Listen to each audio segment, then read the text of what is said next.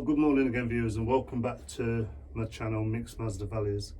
As you can see, we're in the Nepenthes grow space at the moment, and what I was going to do today was actually fit an extractor fan up here.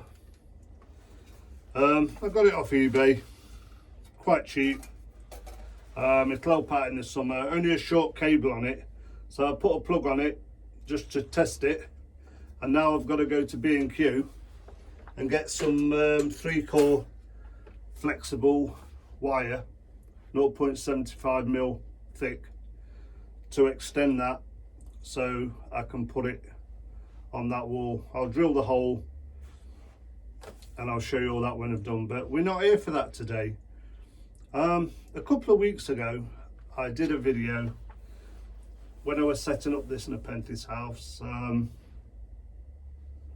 about top dressing or growing sphagnum. Now I'm sure you can see that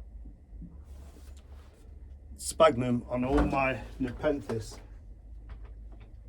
and a couple of viewers I've got over the weekend I got a couple of emails off the website, and I'll just read them out because I just want to help the viewers out if I can, because it works for me, so it might well work for other people. First one, please share how you grow your moss for top dressing your Nepenthes, Jim. Right. The second one, I've tried for years to grow sphagnum moss without success, Kurt, I'll show you as well how to do it. And the third one, I've watched every YouTube video but it doesn't work, Julia. Well, Julia, I've watched every video and I've got to agree, some of them don't work. There's different methods that you can try, but yeah, you're right, some of them don't work. But I'm gonna show you how I grow my moss. Yeah, and I'm sure some of the methods we've tried is growing it in a tray, which I tried a bigger tray than that and I didn't have very good success. I've also tried the method in one of these, which is like an old food container.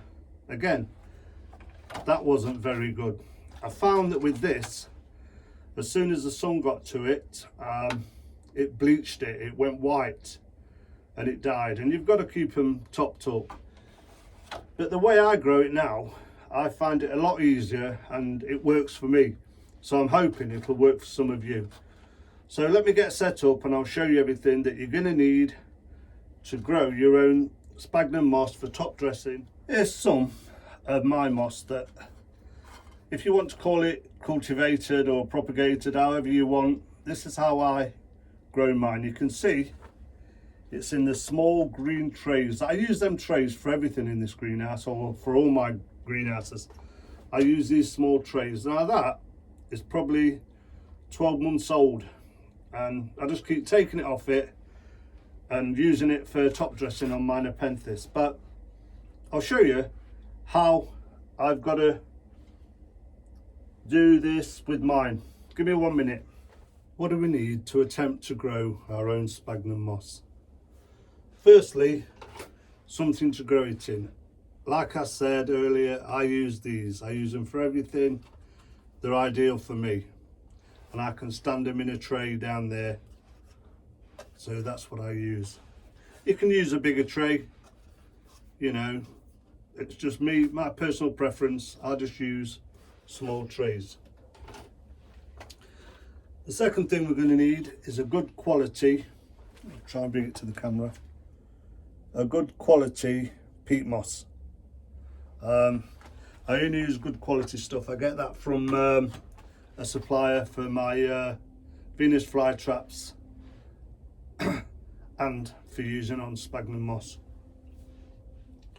Then we're going to need some rehydrated sphagnum. So I'm sure you can see that. I've just put a block of the, well, it comes like a block. I just soak it up. And we need some of that, not as much as that, but we need a bit of that. And the final thing is, what we all need is some live sphagnum moss. Now people tend not to, people think this will grow and come back to life. I've never ever found that to grow again, but that's only my remark. Other people's probably found it works, I don't know. So you need to get some live sphagnum moss. Now you can either look locally and find some, or I believe you can get it off eBay or something like that, but you need a quantity of live sphagnum moss. Now every morning I take my dog out, we go down an old disused railway line, through a woods, round a small lake, and then there's a bog area. And what comes handy when you're a dog owner is the poo bags. So this morning I decided to get a bit more just to show you how to do it. Now I don't go wading into it because it's quite deep. I've only got like a little walking shoe on, or walking boot, we want to call it, but whatever's near the edge I try and get. Now I'm going to show you this. Let me just stop that error. Let me just show you this. This is live sphagnum moss, long fibre sphagnum moss, and it grows all around the UK. It's just that you have to look round and find it where you've got some. To cultivate your own, or to propagate your own my way, you need some live sphagnum moss. So like I said, either go out and collect a bit yourself, or purchase some online, or get somebody to give you some. Now I haven't got a workbench in here, so what I'm going to have to do is set a table up and show you quickly how I do this. I'll put this back in the dog bag for now. There's no poo in it, so we're all right. But yeah, they come in handy, they do, keep them in your pocket. And then at the end you just need a bit of a tray to stand it in, with a bit of water in the bottom. So let me get a table as a bit of a bench and I'll show you how I do this. Right, so let's make a start. We've got the tray, got a dish. I'll put this in. I'll put a table in here. I've took my body warmer off. It's getting a bit warm in here at the moment. Right, so firstly, this is how I cultivate or propagate my sphagnum moss. I've tried other ways, and to be fair, I didn't get very good results, but this way I found it. And if it helps the 3 people who emailed, that's fantastic. If it helps other viewers, that's even better. And if you do try this method, please leave it in the comments. Let me know how you do it, and if you're using another method, please leave that in the comments, so I know that there's other methods out there that people can use to do this sphagnum moss, so grow sphagnum moss that goes on top of your Nepenthes. Right, first of all, like I said, get a small pit of peat moss, good quality peat moss. Now I'm sure you can see that in there. I just cover probably just to the bottom line there. I just put a little bit of peat moss on. I press it down a little bit because I want it to make contact with the water that I stand it in to suck the water up. Then I need a bit of sphagnum, so just move that out there a minute. I don't want to get it everywhere. I just take a bit of sphagnum, I wring it out. You don't have to really, but I do. And don't forget, this is dried sphagnum. This is what we all usually pot Nepenthes in, or some people even pot their Masdevallias in it. But for this method of what I'm doing, this is how I do it. So I just take some of this long fibred sphagnum moss and just chuck it anyhow on the bottom. So more or less I've got a covering now of dried sphagnum, or what I like to call it, dead sphagnum.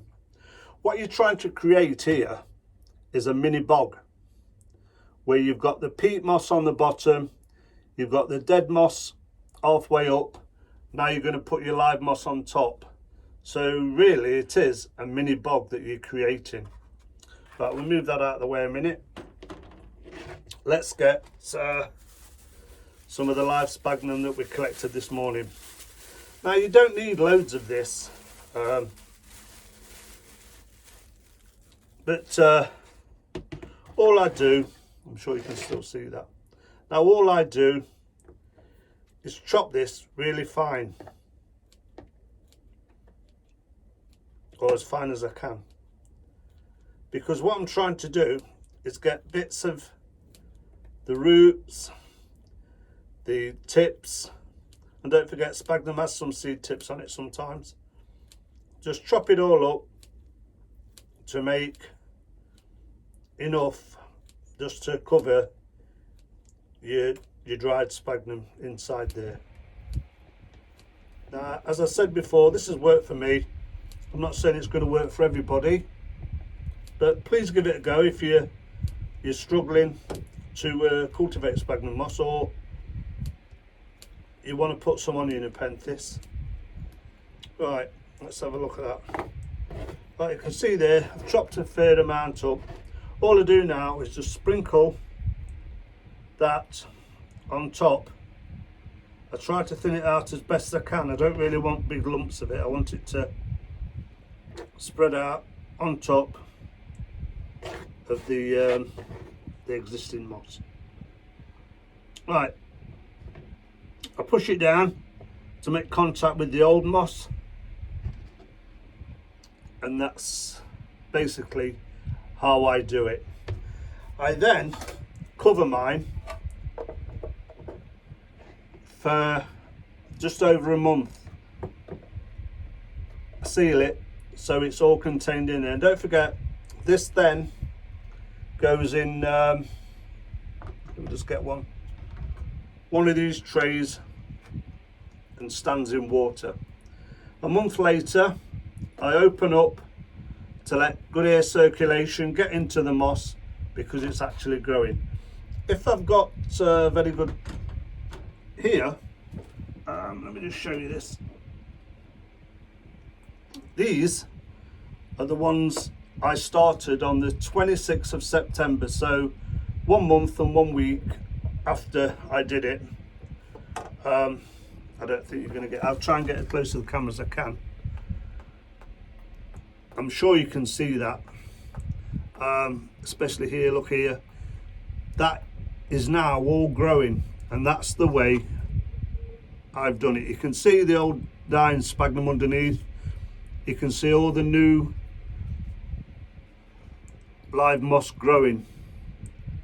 So that's how I do it. And then once I've got it to a reasonable size, I take the lid off and let it just grow on. But I always keep it stood in water, as it's like a mini bog.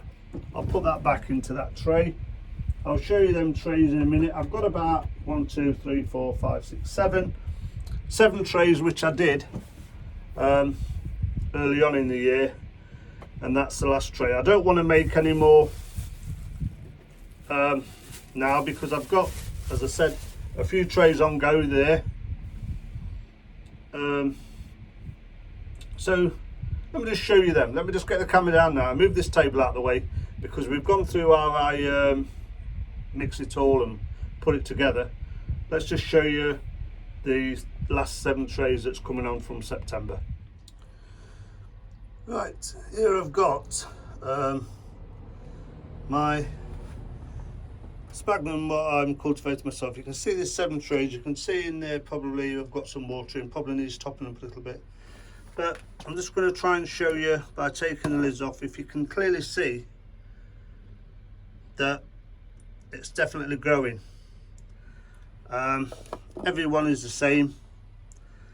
As I say, I've opened them now so that I get good air circulation in, but I do keep them out of direct sunlight There it is again, look.